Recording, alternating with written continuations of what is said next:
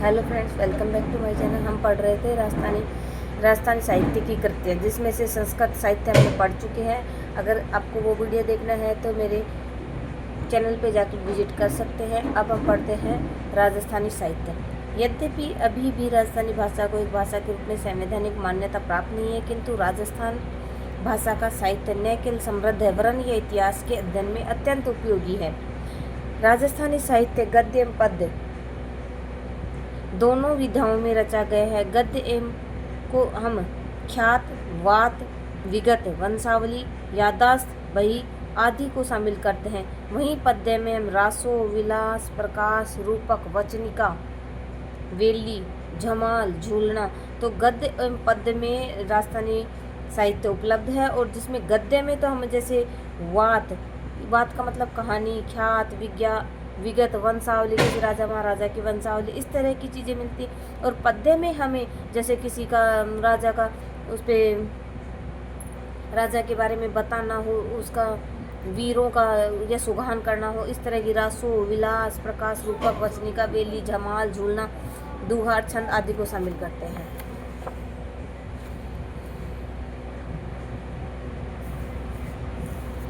अब हम कुछ महत्वपूर्ण राजस्थानी साहित्य की रचनाओं का विस्तार से अध्ययन करेंगे।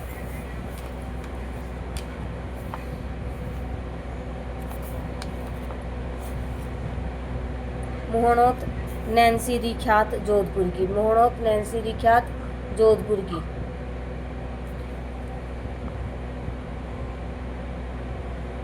ठीक है, यह मोहनोत नैन्सी के द्वारा मारवाड़ी एवं डिंगल भाषा में लिखी गई है। मोहनोत नैन्सी री ख्यात जोधपुर की है और यह मोहनोत नैन्सी के द्वारा मारवाड़ी एवं डिंगल भाषा में लिखी गई है, ख्यात है, जिसका 1610 ईस्वी में मोहनोत नैन्सी का जन्म एवं ओसवाल परिवार में है। और जो मोहनोत नैन्सी, इनका जन्म 1610 ईस्वी में एक ओसवाल परिवार में हुआ था। और नैन्सी 1610 से 1670 जोधपुर महाराजा जसवंत सिंह प्रथम के दरबारी कवि एवं विद्वान। नैन्सी जो जोधपुर महाराजा जसवंत सिंह प्रथम उनके कवि एवं दीवान थे। यद्यपि नैन्सी का अंतिम समय कष्टदायक रहा, जबकि उसके संबंध में महाराजा जसवंत सिंह से बिगड़ गए थे। उनके संबंध जसवंत सिंह से बिगड़ गए थे और उसने दरबार में अपना स्थान खो दिया था। मुंशी देवी प्रसाद ने नैन्सी को राजपुताने का अबुल फजल कहा है। मुंशी देवी प्रसाद ने तो राजपुताने का अबुल फजल किसे कहा जाता है? मोहनोत नैन्सी को। और किसने कहा है?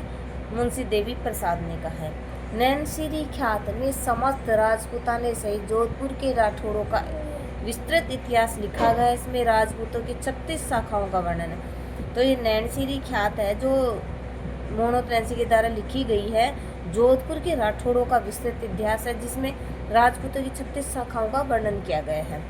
नैन्सी की दूसरी कृति मारवाड़ा प्रगनारी विगत। दूसरी कृति कौन सी है?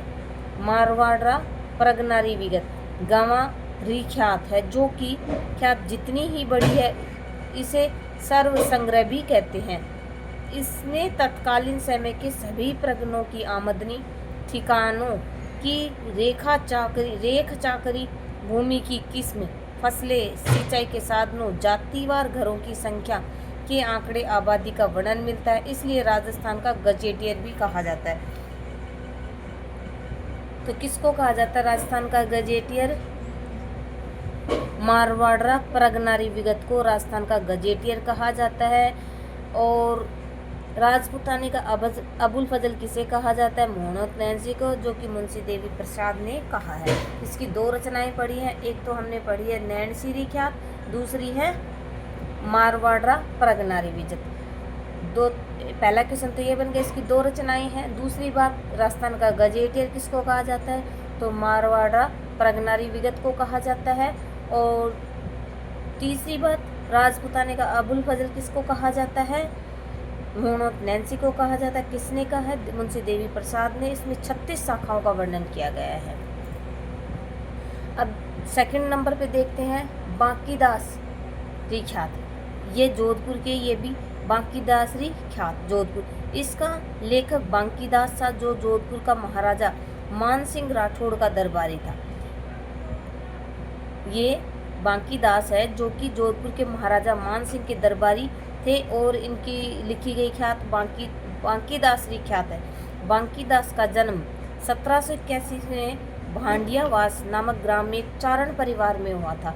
तो बांकीदासरी ख्यात बांकीदास के द्वारा लिखी, जो कि जोधपुर महाराजा मान सिंह का राठौड़ का दरबारी था और 1781 में भांडियावास नामक ग्राम में एक चारण परिवार में हुआ था। बांकीदास की ख्यात में जोधपुर के राठौड़ों के साथ अन्य वंशों का भी इतिहास मिलता है। राठौड़ों के साथ साथ अन्य वंशों का भी उल्लेख मिलता है और यह मारवाड़ी एवं डिंगल भाषा राजस्थानी गद्य में लिखी गई है। यह राजस्थानी गद्य में लिखी गई से जोधपुर राज्य की ख्यात भी कहा जाता है। तो जोधपुर राज्य की ख्यात किसे कहा जाता है? तो बांकीदासरी ख्यात को कहा जाता है। और यह मारवाड़ी एवं डिंगल में जो हम नैनसी ख्यात, यह भी मारवाड़ी और डिंगल भाषा में लिखी गई है। बांकीदास ने आयो अंग्रेज मुल्क रे ऊपर शीर्षक गीत से राजपूत राजाओं की अंग्रेजों के खिलाफ ललकारा था। आयो अंग्रेज मुल्क रे, तो ये किसका शीर्षक है? आयो अंग्रेज मुल्क रे, यह भी इनकी ही रचना है बांकीदास की। और इसमें क्या है? शीर्षक गीत से राजपूत राजाओं को अंग्रेजों के खिलाफ ललकारा था। बांकीदास के द्वारा लिखे गए 36 काव्य ग्रंथ प्राप्त हैं। बांकीदास के द्वारा 36 तो प्राप्त हो चुके, जिनमें से सूर, छत्तीसी, गंगा लहरी और वीर विनोद प्रमुख है। तो बांकीदास की रचनाएं कौन कौन? एक तो बांकीदासरी ख्यात, दूसरी आयो अंग्रेज मुल्क रे, और कुछ इम्पोर्टेंट और है सूर छत्तीसी, गंगा लहरी, वीर विनोद। और इसके द्वारा 36 काव्य रचनाएं ग्रंथ प्राप्त हो चुकी हैं, जो कि इनके द्वारा लिखी गई हैं। अगला देखते हैं दयाल दासरी ख्यात, ये भी बीकानेर के हैं। बीकानेर रे राठौड़ारी ख्यात, दयाल दासरी ख्यात, बीकानेर रे राठौड़ ख्यात के रचनाकार दयाल दास का जन्म बीकानेर रे राठौड़ारी ख्यात के रचनाकार कौन है? दयाल दास है। 1798 में बीकानेर के कुड़िया नामक गांव में हुआ था और दयाल दास ने बीकानेर महाराजा सूरत रतन सिंह, सरदार सिंह एवं डूंगर सिंह के काल में बीकानेर के दरबार में सम्मानित स्थान प्राप्त था। तो इन्होंने किन किन राजाओं के दरबार में काम किया? एक तो सूरत सिंह, रतन सिंह, सरदार सिंह, डूंगर सिंह, इनके काल में इनको सम्मानित स्थान प्राप्त था।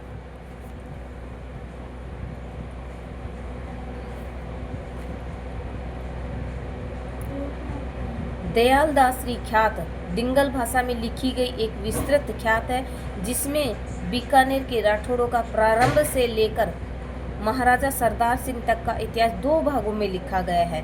दयाल दासरी ख्यात 2 भागों में प्राप्त होती है, जिसमें बीकानेर के राठौड़ों का प्रारंभ से लेकर सरदार सिंह तक के महाराजाओं का इतिहास लिखा है, जो कि 2 भागों में उपलब्ध होती है। और इसमें बीकानेर के महाराजा रतन सिंह द्वारा अपने सामंतों को कन्यावध रोकने के लिए लिया गया प्रतिज्ञा करवाने का, मतलब कन्यावध रोकने के लिए प्रतिज्ञा करवाने का वर्णन है, अत्यंत महत्वपूर्ण। किसमें वर्णन है? तो दयाल दासरी ख्यात में है। मुंडियारी ख्यात अगली है, मुंडियारी ख्यात। यह क्या है? नागौर के हैं ये मुंडियारी। वर्तमान में नागौर जिले में स्थित है। मुंडियार की जागीर चारणों के अधीन थी। मुंडियारी ख्यात राठौड़ोरी ख्यात भी कहा जाता है।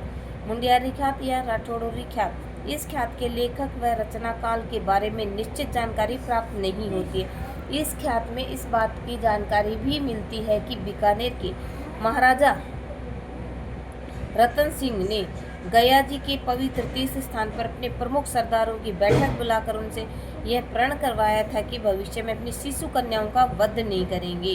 तो इसमें भी इस बात में सरदार सिंह जो थे उन्होंने बैठक बुलाई थी और महाराजा रतन सिंह ने अपने प्रमुख सरदारों की रतन सिंह ने इस पे गया जी के पवित्र तीर्थ स्थान पर एक बैठक बुलाई, जिसमें यह प्रण करवाया गया कि भविष्य में राजा महाराजा अपनी कन्याओं का वध नहीं करेंगे। राव सिंह के द्वारा मारवाड़ में राठौड़ राज्य की स्थापना से लेकर महाराजा जसवंत सिंह प्रथम की मृत्यु तक का वृत्तांत इस ख्यात में किसमें है? मुंडियारी ख्यात। इसी ख्यात में हमें यह जानकारी भी मिलती है अकबर के पुत्र सलीम की माँ जोधाबाई मोटा राजा उदय सिंह की दत्तक बहन थी। इस ख्यात में हमें क्या जानकारी मिलती है? अकबर के पुत्र सलीम की माँ जोधा भाई मोटा राजा उदय सिंह की दत्तक बहन थी। इसमें ये जानकारी मिलती है। और जोधपुर राज्य की ख्यात, यह ख्यात दो खंडों में, जोधपुर की ख्यात दो खंडों में है, जिसमें राठौड़ों की उत्पत्ति से लेकर महाराजा मानसिंह के शासनकाल का विवरण है। इस ख्यात की रचना मुरारी दास ने की है। तो जोधपुर राज्य की ख्यात किसने लिखी है? मुरारी दास ने लिखी है। इन महत्वपूर्ण ख्यातों के अतिरिक्त किशनगढ़ ख्यात, भाटियों की ख्यात, जैसलमेर राजवंश से संबंध है। कवि राजरी ख्यात जोधपुर के राठौड़ के राजवंश से संबंधित महत्वपूर्ण ख्यात हैं। अब आगे देखते हैं हम रासो साहित्य। रासो साहित्य ख्यात के पश्चात राजस्थानी साहित्य में महत्वपूर्ण स्थान रासो साहित्य का है। मोतीलाल मीनारिया के अंदर जिस काव्य ग्रंथ में किसी राज्य की कीर्ति, विजय, युद्ध, वीरता आदि का वर्णन हो उसे हम क्या कहते हैं? रासो कहते हैं। ऐसा माना जाता है कि 905 ईस्वी के रचित रिपुदास दारण दास सबसे प्राचीन, ये क्या है? रिपुदारण दास सबसे प्राचीन रासो रचना है। इसमें महत्वपूर्ण रासो रचनाएं निम्नलिखित तालिका में देख सकते हैं। अब हम कुछ महत्वपूर्ण रासो देखेंगे। एक मिनट, आपको पूरा दिखाई नहीं दे रहा होगा। अब हाँ, अब दिख रहा है ना? ठीक है, थोड़ा सा और।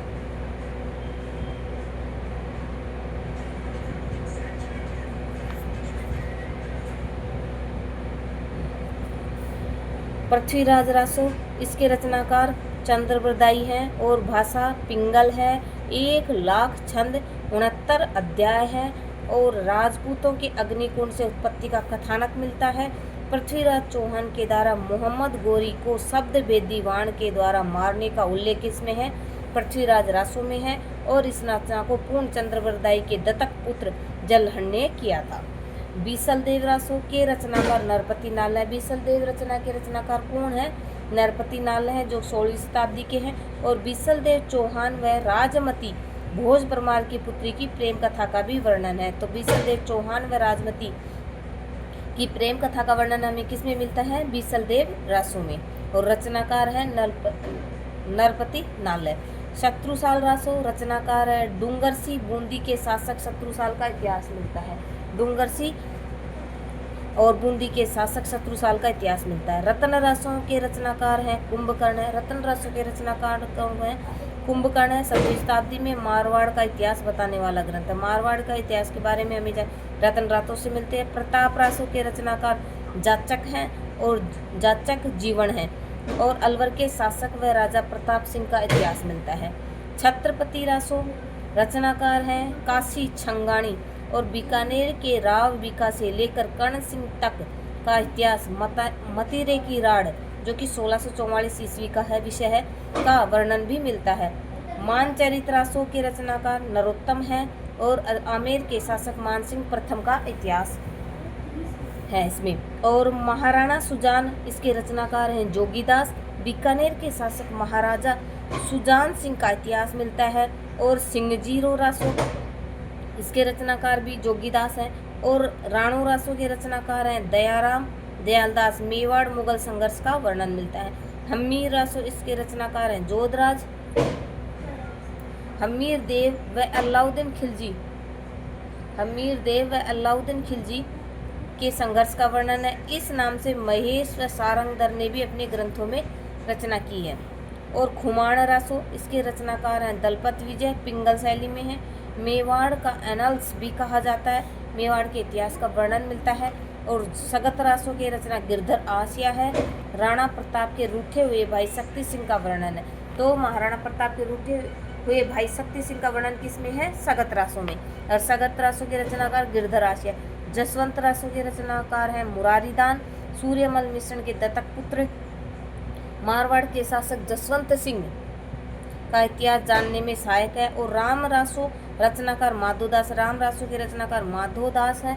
जोधपुर के शासक सूर सिंह के दरबारी थे ये, और राम कथा पर आधारित डिंगल भाषा का ग्रंथ है। विजयपाल रासो रचनाकार नल सिंह है, और करौली के शासक विजयपाल यादव का वर्णन इतिहास वर्णित है। लक्ष्मणगढ़ रासो रचनाकार खुशाल कवि है। अलवर के शासक राव प्रताप सिंह व मुगल के सेनापति नफज खां के मध्य युद्ध का वर्णन है। और इसके अतिरिक्त सीता रासो सूर्यमल मिश्रण, सती रासो और बुद्धि रासो जलह कवि, कायम खां जान कवि नियामत खां के द्वारा, लावा रासो गोपाल दास, वलीपुत्र रासो गोविंद और कुमारपाल रासो देवप्रभ, बिन्हे रासो राव महेश दास, जवान रासो सीताराम रत्नु केदार आदि महत्वपूर्ण रासो ग्रंथ हैं ये भी सब।